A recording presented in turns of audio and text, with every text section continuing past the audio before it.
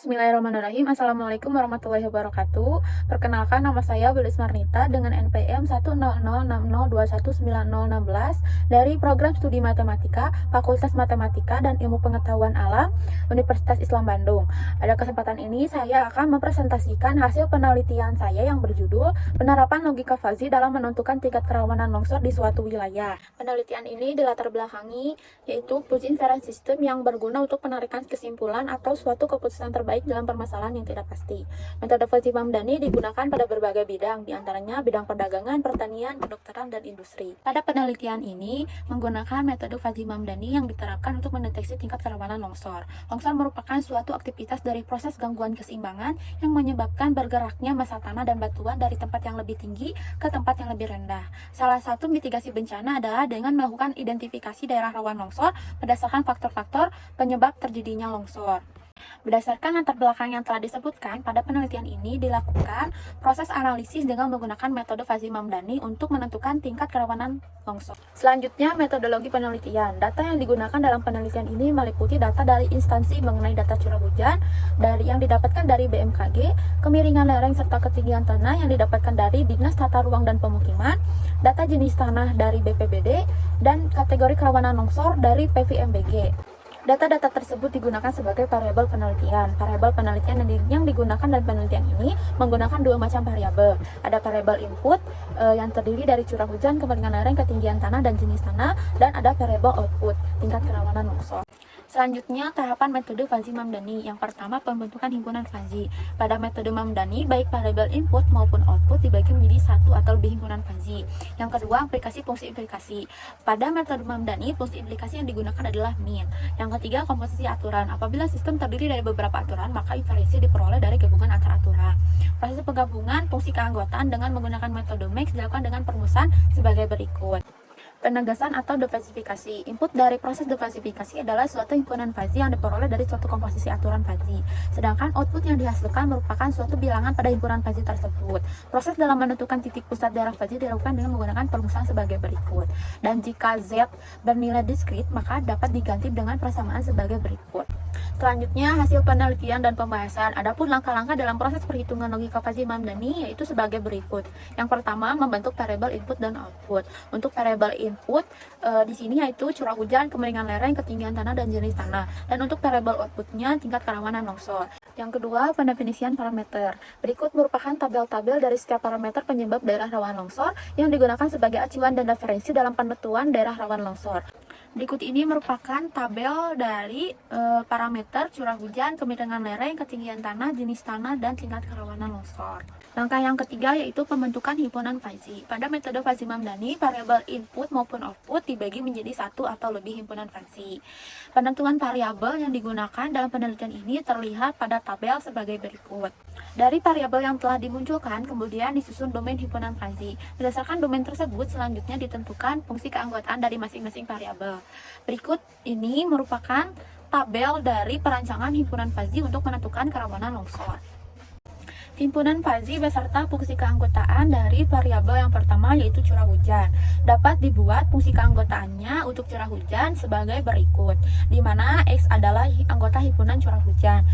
Direpresentasikan dengan gambar dari grafik curah hujan sebagai berikut. Variabel yang kedua yaitu kemiringan lereng.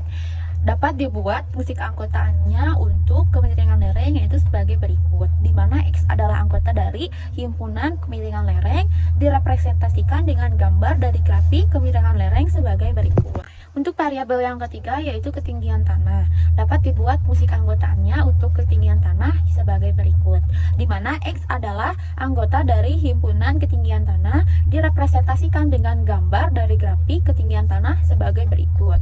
Variabel yang keempat yaitu jenis tanah, dapat dibuat fungsi keanggotaannya untuk jenis tanah sebagai berikut, di mana X adalah anggota himpunan dari jenis tanah, direpresentasikan dengan gambar dari grafik jenis tanah sebagai berikut. Langkah yang keempat yaitu menentukan aturan fuzzy. Setelah menentukan fungsi keanggotaan, dibuat aturan fuzzy menggunakan pernyataan jika maka atau if then. Terdapat 300 kombinasi aturan yang terbentuk. Dari 300 kombinasi aturan, 24 aturan dihilangkan karena kondisi tersebut tidak memungkinkan terjadi, yaitu kondisi dengan ketinggian sangat rendah atau rendah dan kemiringan agak curam atau curam. Jadi aturan dipergunakan sebanyak 276 kombinasi aturan.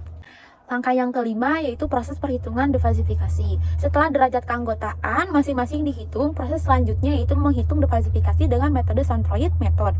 Karena Z bernilai diskrit, digunakan rumus sebagai berikut. Selanjutnya akan dilakukan pengujian dengan menggunakan studi kasus dari 10 kecamatan di Kabupaten Cianjur yang diperlihatkan pada tabel sebagai berikut. Langkah yang pertama yaitu menentukan himpunan fasi.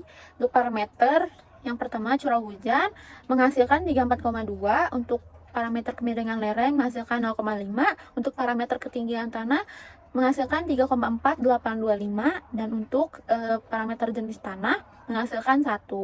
Langkah yang kedua yaitu aplikasi fungsi implikasi. Fungsi implikasi yang digunakan adalah fungsi min, yaitu dengan mengambil tingkat keanggotaan yang minimum dari variabel input sebagai output untuk mencari alfa predikat.